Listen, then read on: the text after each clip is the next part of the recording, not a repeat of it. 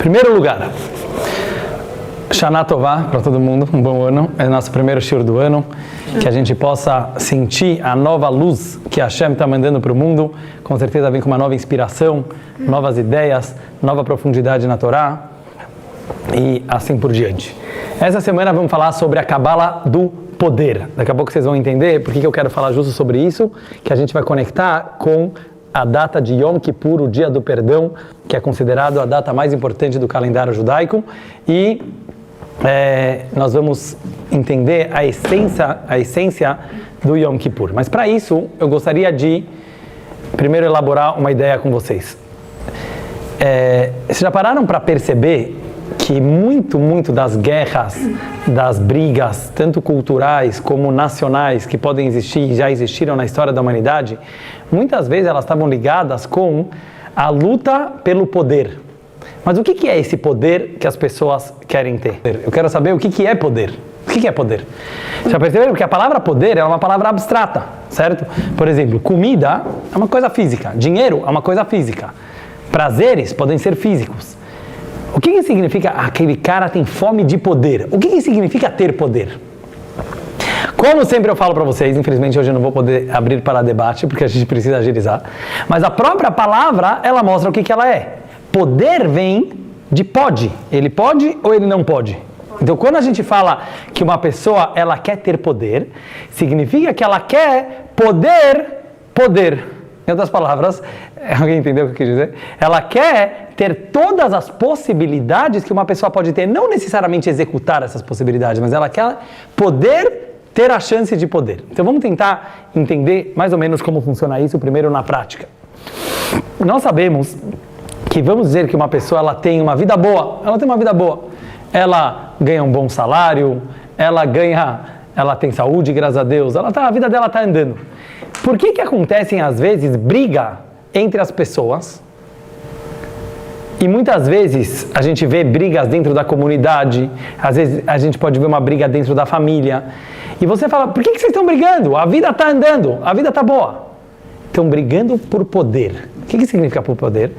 Eles estão brigando para ver quem vai mandar aqui. Por que é tão importante para a pessoa sentir que quem manda aqui é ela? Muitas vezes, essas brigas acabam levando que a pessoa perca até o básico. Mesmo assim, ela arrisca tudo pelo poder. Vamos pegar exemplo de grandes impérios que já tiveram na história da humanidade. Lechaim? O que os grandes impérios, aqui alguém já assistiu esses seriados de antigamente que gostam de mostrar como funcionava a vida naquela época? Você vê, por exemplo, que os vikings, eles ficavam lá viajando pela Europa inteira, querendo conquistar mais lugares, e até mais recentemente, né, a gente tem a história, você pega, por exemplo, Napoleão Bonaparte. Faltava terras para ele? Não faltava. Por que ele queria conquistar o mundo inteiro? Entendeu? Isso eu quero que vocês pensem. Você acha que aí a Ilana falou ego? Então, mas ego quer muita coisa. Ego quer comida também, ego quer jogar joguinho.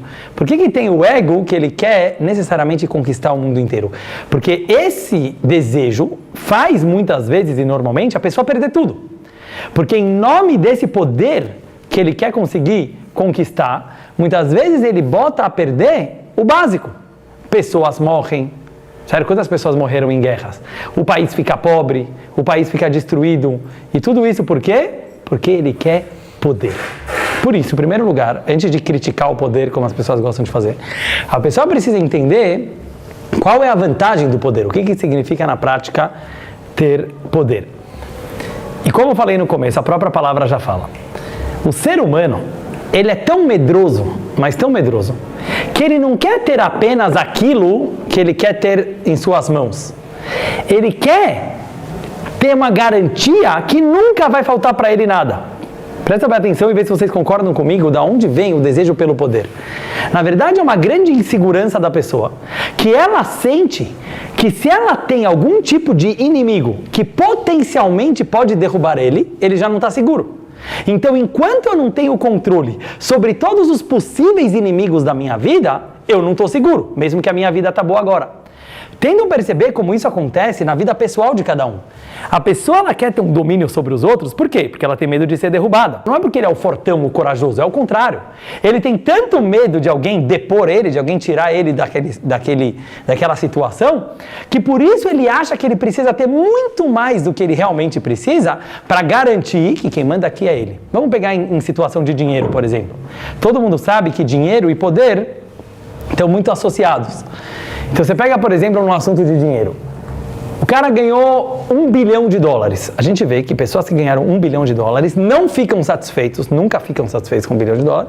E o cara quer muito mais do que aquilo. E às vezes ele arrisca até aquilo que ele tem para conseguir ganhar $2 bilhões e 50 bilhões. Então todo mundo pergunta, por que você está fazendo isso? Você não precisa mais de dinheiro. Você já tem tudo que você precisa para você, para os teus filhos e para os teus netos e para os teus bisnetos. E qual que é a resposta? A questão, depois de uma certa quantia de dinheiro, que o cara já pode comprar tudo que ele quiser e mais do que ele precisa, a questão vira totalmente ligada ao poder. Em outras palavras, uma pessoa que tem $50 bilhões é muito mais poderosa do que uma pessoa que tem $1 bilhão. Na prática, os dois fazem a mesma coisa. Isso que eu quero que vocês entendam. Os dois fazem exatamente a mesma coisa da vida. Justo pelo contrário, talvez o cara de $1 bilhão consegue se divertir muito mais do que o cara de 50 bilhões e o cara que tem muito menos do que isso também. Talvez ele não precise andar de segurança na rua. Muitas coisas melhores. Mas na prática, a pessoa que ela vai ganhando mais poder significa, eu posso. Então, por exemplo, o cara que tem $50 bilhões, ele compra todas as ilhas do Caribe? Não, mas ele pode comprar. Entendeu?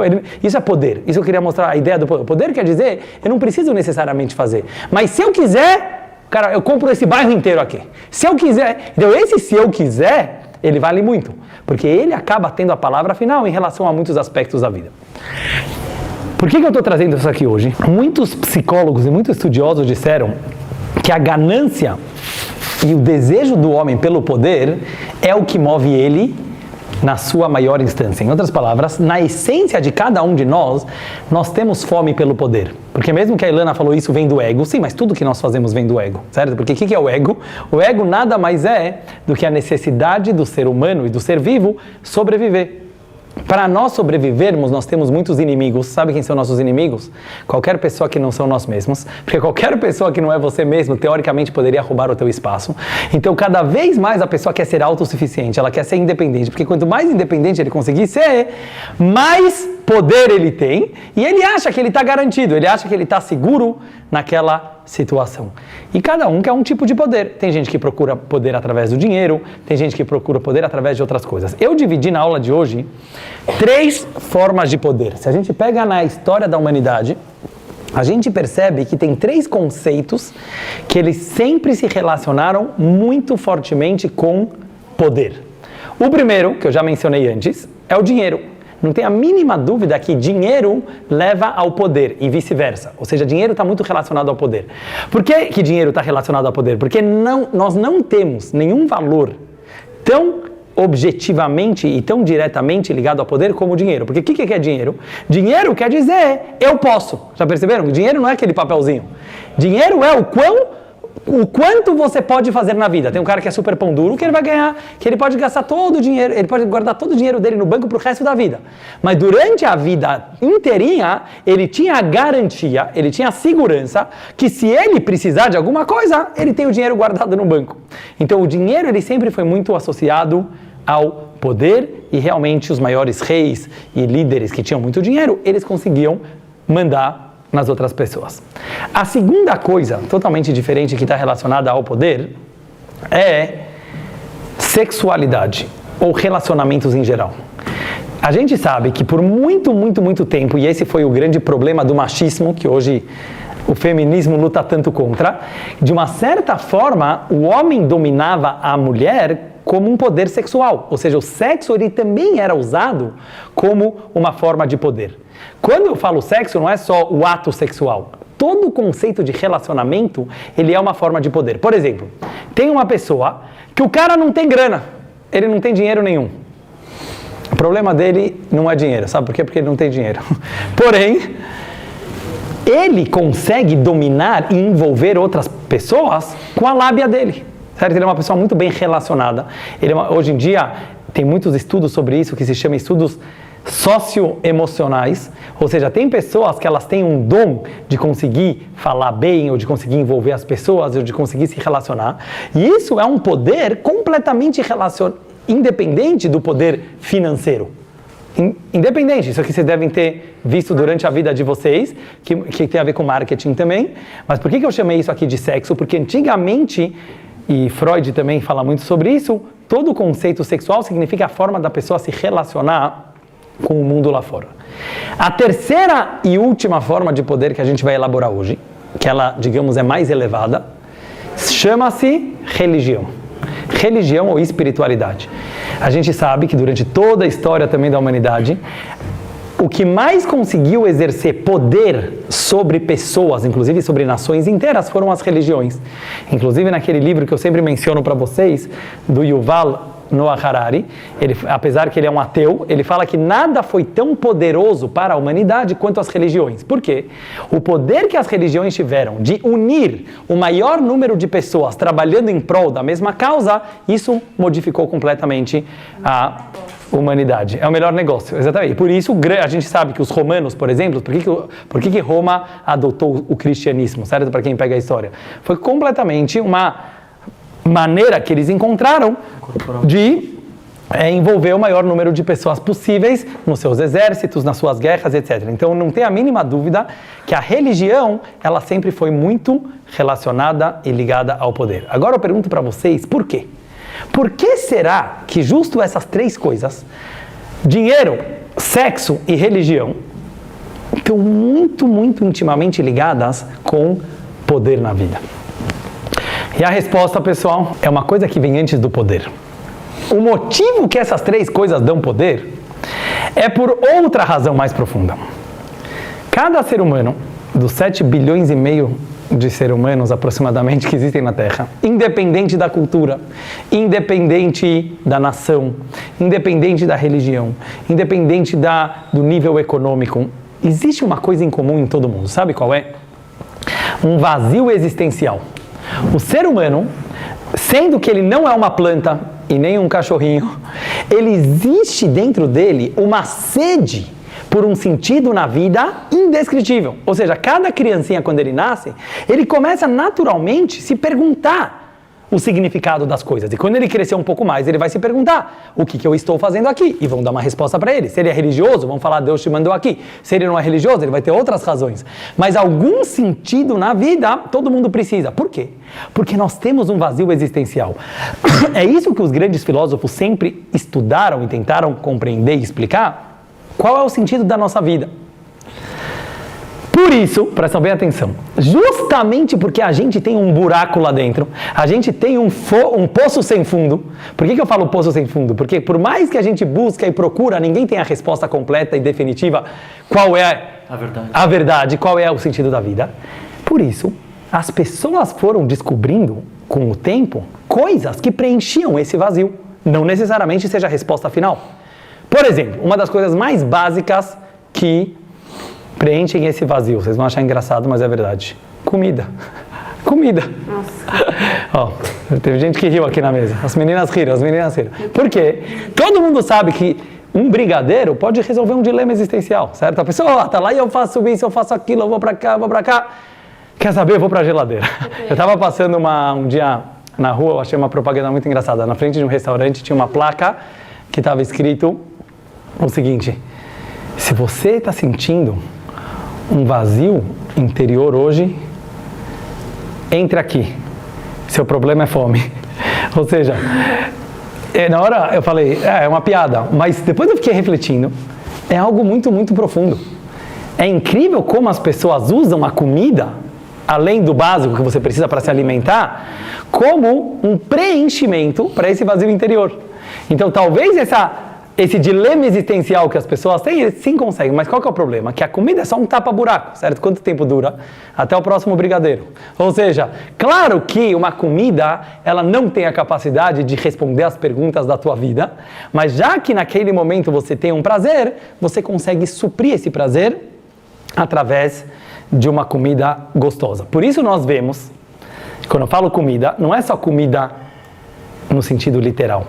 qualquer bem material que ele consegue, de alguma forma, enganar um pouco essa fome ou essa sede.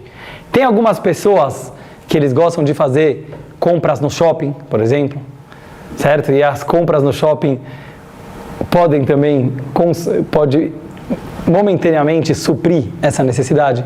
Tem pessoas que gostam de ganhar dinheiro, tem pessoas, olha que uma coisa interessante, aliás, que muita gente que acha que talvez é uma linguagem feia, mas é uma linguagem que vem da Torá. Quando Yosef, José do Egito, ele estava na casa do Potifar, que era o patrão dele, e a esposa do Potifar ficava seduzindo o José, o Yosef, todo dia para dormir com ela. E ele não queria, ele ficava negando, eu já contei algumas vezes essa história. Ela falou, não, mas por favor, dorme comigo. E o Yosef respondeu para ela, eu não posso. Por quê? Tudo o que o Potifar, o meu patrão, tem, ele deu nas minhas mãos, menos o pão que ele come. Olha a linguagem que ele usou. Menos o pão que ele come. Você olha no Rashi, que é o comentarista da Torá, o que era o pão que ele come? A mulher. É uma linguagem que hoje em dia não estaria politicamente correta, mas esse negócio que as pessoas usam o termo comer para outras coisas, além da atividade simples de se alimentar, não, é uma mentalidade, significa o seguinte, qualquer coisa, preencher, exatamente, por exemplo, sobre estudo da Torá, também às vezes é usada a palavra comer, ou seja, qualquer coisa que naquele momento você sente que está preenchendo o teu vazio interior, isso é chamado de comida pela Torá. Esse primeiro, eu diria que é o dinheiro. Por quê? Porque hoje em dia a comida é dinheiro. Porque já que com dinheiro eu posso comprar a comida que eu quiser, certo? Eu posso comprar um prato bem chique, bem gostoso, bem gourmet. Então o dinheiro, que eu falei no começo, que ele leva ao poder, ele seria o símbolo de todas as coisas materiais que a gente usa o tempo inteiro para suprir um vazio existencial. Depois, tem uma pessoa um pouco mais evoluída, ela fala, não, você acha que isso aqui vai preencher o meu vazio? Eu não sou bobo, certo? Eu sei que eu não nasci para comer, apesar que tem gente que acha que sim, certo? Tinha um Rebbe que ele perguntava para os seus alunos, o Rebbe Rashab, você vive para comer ou você come para viver? O que vocês acham? Você vive... O rabino que você frase? Um grande rabino. Vive para comer ou come para viver? Porque se a pessoa, ela passa a vida inteira só pensando na... E hoje está muito na moda, certo? Com esse mundo gastronômico que a gente conhece hoje, tem gente que fala que a gastronomia é a 8ª arte. Então, muita gente faz viagens inteiras e o principal da viagem é em que restaurante a gente vai comer. Não estou criticando, não estou reclamando, só estou querendo mostrar que é interessante que são pessoas que elas sabem o quão importante a comida pode ser no bem-estar, no humor da pessoa. Agora, quanto tempo isso dura, certo? Não faz diferença se é o prato mais simples ou se é um prato que custou R$1.000, daqui a 7 segundos ele vai estar no mesmo lugar. Cada um medita sozinho nesse assunto. Em outras palavras, aquilo que você gastou tanto dinheiro para ir naquele restaurante chique, quanto durou? Você vive por isso? Vale a pena você viver por um prazer que passa tão rápido? Ou seja, a pessoa tem que se perguntar o quanto tempo isso dura. Então, eu incluiria nesse primeiro todas as coisas diretas que a gente usa para preencher esse vazio. Para uns pode ser comida, para outros pode ser compras, para outro pode ser assistir um filme, para outro pode ser drogas, infelizmente, muita gente pode ser drogas, mas é qualquer coisa que você falar, isso aqui vai preencher meu vazio. Depois, tem uma pessoa um pouco mais evoluída, agora vamos para o segundo nível, e ele fala, não, você acha que uma coisa, um objeto, pode preencher o meu vazio interior? Não. Sabe quem pode preencher o meu vazio interior? Uma pessoa, uma outra pessoa como eu. Relacionamento. Aí a gente vai para a parte sexual, que é a parte de relacionamento. É uma pessoa que ela fala, claro que uma coisa não vai preencher o meu vazio, mas um grande amor vai. E aí a gente chega na época do romantismo.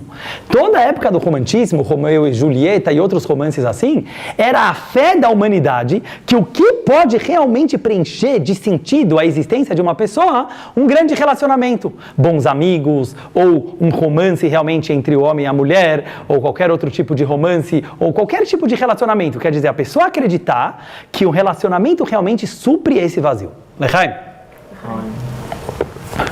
Qual que é o problema disso? Por um lado, é verdade, claro que pessoas ajudam a gente a preencher esse vazio. Mas aqui tem um grande erro que as pessoas fazem. Ninguém, presta bem atenção qual é a opinião da Torá, ninguém, nem um grande amor ele é suficiente para preencher o teu vazio interior. Pode te ajudar, pode ser muito bom, mas ninguém pode te tirar da solidão além de você mesmo. Então olha que interessante, a Torá fala que mesmo esse segundo nível, que é dos relacionamentos, que aparentemente tem muito mais conteúdo, porque você está falando com uma pessoa, um relacionamento tem amor, tem perdão, tem carinho, tem muitas coisas mais profundas, mas não bota a tua fé numa pessoa. Pode ser mesmo uma pessoa, e isso explica, daqui a pouco a gente vai ver, por que a Torá, apesar de valorizar muito, só para deixar claro, a Torá não é nem contra se alimentar e nem contra relacionamentos, mas a Torá ela dá dicas muito claras de como você não idolatrar essas coisas. Você não pode nem idolatrar a comida e os bens materiais e nem mesmo os relacionamentos. Um exemplo claro da Torá, a Torá permite o divórcio. Por que a Torá permite o divórcio, não como outras religiões que não permitem? Por que a Torá permite o divórcio? Porque a Torá fala, por mais bonito e produtivo e interessante e espiritual que seja o seu relacionamento, ele não é tudo na tua vida. Ele não é tudo. Por quê? Porque pode ser, vamos dizer que vai ter um relacionamento abusivo, por exemplo, a Torá fala, vai se separar. Ah, mas teve rupá, e teve 7 brachot, e teve tudo. Muito bom. Mas se você está numa situação que isso aqui está prejudicando a tua própria busca espiritual e da tua vida, você vai acabar. E tem outros exemplos para a gente ver daqui a pouco, que relacionamento é muito importante no judaísmo, mas a pessoa não pode idolatrar um relacionamento. E aí a gente chega no terceiro nível. O terceiro nível, e mais verdadeiro, é o espiritual. E ele faz mais sentido. Você está buscando um sentido para a tua vida, para a tua existência, nada material, nenhuma pessoa, ela vai poder dar esse sentido, apenas algo espiritual. E aí entra o grande dilema. Será que existe essa coisa espiritual? Pessoas mais céticas, elas falam, esse negócio de alma, esse negócio de espiritual, é tão invisível, tão abstrato, que ele nem existe. Não tem prova, realmente não tem prova.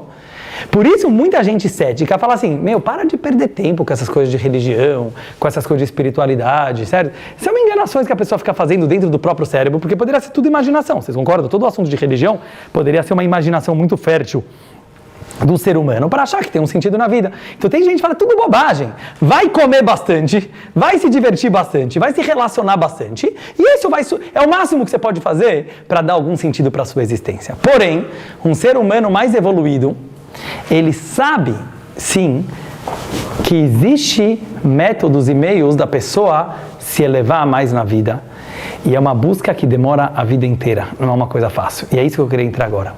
Mesmo quando você fala de religião e de espiritualidade, tem duas formas. Tem pessoas que elas idolatram a religião, já não é uma coisa boa. Por que não é bom idolatrar a religião? Porque se eu idolatro a minha espiritualidade, eu estou definindo ela, eu estou dizendo que ela é uma coisa. Eu estava até pensando uma coisa interessante, por exemplo, fé. Fé. Tem pessoas que têm mais fé, tem pessoas que têm menos fé. Eu fiquei pensando, é possível uma pessoa ter 100% de fé? E eu cheguei porque eu sou uma pessoa que tenho muitas dúvidas por natureza. Então eu sempre pensei, será que tem gente que nasceu com mais fé, tem gente que nasceu com menos fé? E eu cheguei numa conclusão. É impossível uma pessoa ter 100% de fé em Deus. A não ser que ele seja um tzadik, que já nasceu transparente, iluminado, conectado com Deus, mas não vou entrar nisso aqui agora. Por que eu falo que é impossível ter 100% de fé? Por quê? Porque você já está dizendo que você acredita em algo que não dá para provar. Se der para provar, já não é fé. Entendeu? Se der para provar, é razão, não é fé. Se eu estou dizendo que eu acredito naquilo, a pergunta é, quanto que eu luto para entrar, como eu falei na semana passada, ou retrasada, para mergulhar nesse mikve da fé e começar a acreditar mais. Agora, é claro que é natural que venham dúvidas. Claro que é natural que vai vir o meu outro lado e vai falar, Dudu, nada disso existe. É uma luta para a vida inteira. Então não fica mal na hora que você tiver dúvidas de fé. Por quê? Porque só tem uma pessoa que tem 100% de fé. Sabe quem? Quem limitou Deus. Por quê? Porque se Deus é infinito, é impossível eu dizer, eu acredito 100% em Deus. Eu quero que vocês tentem entender essa ideia. Porque Deus não é uma coisa. Esse Deus que você acha que você acredita nele 100%, ele é o Deus que você criou na tua cabeça. Então, quer dizer, o Deus que entrou nos moldes da tua existência, nele você consegue acreditar 100%. Mas cada vez que você vai se aprofundar mais em Hashem, e você vai falar, uau, Deus não é aquilo que eu estava imaginando. Como dizia um mestre racídico, graças a Deus que eu não entendo Deus. Porque eu nunca acreditaria num Deus que eu posso entender. Às vezes as pessoas, elas querem fazer um Deus personificado, um Deus pessoal, certo? Hoje está na moda, tudo como chama isso? Customizado. Customizado, Deus customizado, quer dizer, é o Deus que agrada às minhas necessidades, certo? Eu gosto de Deus porque Deus é amor e Deus é isso. Aí você pergunta para ele, e Deus que está fazendo essas outras coisas, é o mesmo Deus ou lá não é o teu Deus, né? Lá você deixa para o Deus dos outros. Ou seja, se você acredita que Deus é tudo, e Deus é infinito, naturalmente, é uma luta a vida inteira para você se conectar com Deus. E quanto mais você se aproxima dele, como os grandes Hassidim falavam, mais longe você sente que você está. O sentimento de alguém que se aproxima de Deus não é, legal, agora virei brother de Deus. Não, então você está bem longe se você acha isso. Uma pessoa que ela realmente está ligada com Hashem, ela sabe que quanto mais ela se aproxima, o sentimento dele mais é, uau, como eu estou longe. Por isso que a humildade era sempre a marca registrada dos grandes tzadikim. Por que eu estou trazendo isso aqui agora? Porque mesmo quando a gente fala, eu vou ter que dar uma agilizada, que a gente vai ter um evento, mas sempre que a gente fala sobre fé, mesmo Deus e religião, a gente tem que tomar muito cuidado para ela não virar uma coisa. Esse foi o pecado do povo judeu no bezerro de ouro. O que foi o bezerro de ouro? Eles acabaram de ver milagres e maravilhas, a saída do Egito, e receberam a Torá, e o mar se abriu. Aí eles vão lá e fazem um bezerro e falam, esse é meu Deus? Como pode ser? Eles pararam de acreditar em Hashem depois de tudo que eles viram? Mas qual que era o problema? Já que toda a fé deles estava baseada em milagres, já que toda a fé deles estava baseada naquilo que os olhos deles viram, isso é um Deus muito limitado. Alguém que acredita em Deus só porque viu um milagre, é muito bom milagres, tem que falar milagres, tem que... Agora, uma pessoa que toda a fé dele só está baseada em milagres, então o que é o Deus que ele acredita? É o Deus que faz milagres. Então se Deus fica um tempinho sem fazer milagres, então você já não está curtindo mais muito ele, certo? Ou seja, é um Deus da visão, isso aqui é um Deus muito limitado. O verdadeiro Deus, ele vem de dentro, ele vem da luta, ele vem do esforço. E por isso que o bezerro de ouro, o que era? Era o povo judeu falando, a gente não quer um Deus infinito, um Deus que não dá para ver, um Deus tão abstrato, a gente quer ver. E eles foram lá e construíram uma estátua. E, obviamente, o que está escrito nos comentários que eles faziam em volta daquela estátua? Comiam e bebiam e faziam relações promíscuas. Por quê? Porque está sempre ligado. Isso que eu quero mostrar para vocês. Essas três coisas que a gente falou antes, a alimentação de uma forma exagerada, prazeres mundanos de uma forma geral, e mesmo em relacionamentos, de uma forma exagerada, e uma religião idólatra, a Torá compara essas três coisas. Eu quero mostrar para vocês por quê. É muito interessante que dos 613 mandamentos de toda a Torá, tem 3 que a Torá fala para o povo judeu, eu identifico vocês nisso. Ou seja, a essência de um judeu, apesar que tem 613 mandamentos, está em 3 coisas. Comida kasher. Quando Deus fala, vocês vão se alimentar desse jeito e não daquele jeito, isso pode comer, aquilo não pode comer, e etc, etc, etc. Deus fala, nisso eu separei vocês entre as nações. Quando fala de relacionamentos proibidos, tipos de relacionamentos promíscuos, a Torá fala de novo, nisso eu separei vocês do resto da humanidade. E quando fala de idolatria, daqueles povos de antigamente que eles serviam vários deuses, também a Torá fala a mesma coisa. Por que será que esses 3? Para um pouco para pensar. Por que justo comida kasher, relacionamentos proibidos e idolatria? Porque a essência do problema dos 3 é a mesma. Isso eu quero mostrar para vocês. Em palavras simples, óbvio que tem muitas outras explicações, mas em palavras simples, quando Deus fala, você não pode sair comendo tudo que você vê pela frente. Isso era uma grande novidade, porque nenhuma religião proibia comer certos alimentos. Mas o que a Torá está falando em outras palavras? Pode comer, deve ter prazer na vida, mas você vai ter um filtro. Você vai ter um filtro. Você nunca vai mergulhar na comida como se ela fosse a tua razão de viver. E um judeu que come kasher sabe disso. Eu vou viajar lá para um lugar, lógico que eu posso achar alguma coisa kasher, eu posso levar, mas eu não vou fazer uma viagem totalmente gastronômica, porque a maioria dos restaurantes eu não vou poder comer. Certo? Quer dizer, eu quero te mostrar que diretamente a Torá, quando ela te proíbe um certo tipo de alimentação, ela fala, Dudu, esquece. Você não vai conseguir suprir o vazio da tua existência comendo. Mesma coisa relacionamentos. Quando a Torá vem e fala, Tem relacionamentos que pode, tem relacionamentos que não pode. O que a Torá está falando? Não mergulha nisso achando que isso é a solução para a tua vida. Porque muita gente faz isso. Não mergulha nisso. Então, de novo, não idolatra. Não idolatra comida, não idolatra pessoas. Por quê? Porque o que é idolatrar? Idolatrar quer dizer que eu quero um trabalho fácil. Eu quero a coisa pronta. Uma das regras mais importantes da Kabbalah, o Zohar fala claramente, que tudo que é grátis, tudo que é fácil, vem do lado mal, vem do lado negativo. Tudo que é de Kedushá, tudo que é do lado sagrado, sempre vem com esforço. Não existe uma espiritualidade grátis. Essas pessoas que gostam de ir, eu vou ir lá no santo e ele vai me iluminar. Eu vou lá naquela casa e eu vou sair totalmente inspirado. Pode ir embora que é charlatão. Por quê? Porque não existe espiritualidade verdadeira que seja barata. Não existe. O trabalho, mesmo Kabbalah. Tem muita gente que procura a Kabbalah. Eu quero o nome da sorte do anjo que vai fazer minha vida andar. Não, não tem nome. É você que vai fazer tua vida andar. Se você quiser, você estuda judaísmo, você estuda a Kabbalah, você se trabalha por dentro. Por quê? Qual que é a diferença? Uma pessoa, todo mundo gosta de comida grátis, não estou me excluindo disso, certo? Todo mundo gosta de coisa, mas esse lado nosso que quer coisa grátis, o que é grátis? Eu quero mostrar para vocês uma coisa. Grátis quer dizer que você não é importante, porque se a coisa é grátis, você não importa. Não importa o meu trabalho, não importa o meu esforço. Então, na hora é muito gostoso. Mas que sentido ele deu para a tua vida? Sabe o que ele falou? Sabe o que a comida grátis falou para você? Você não vale nada. Sabe o que o relacionamento grátis falou para você? Você não vale nada. Tanto é que você só consegue coisa grátis. Entendeu? A coisa grátis está falando para você, você não merece nada. Agora, aquilo que você conseguiu através de esforço, é a mesma coisa na espiritualidade. Pessoas que encontraram uma espiritualidade muito fácil, alguma coisa está errada. Alguma coisa está errada. Porque o caminho de Hashem é um caminho árduo, é um caminho duro, muito prazeroso, mas ele exige também muito esforço.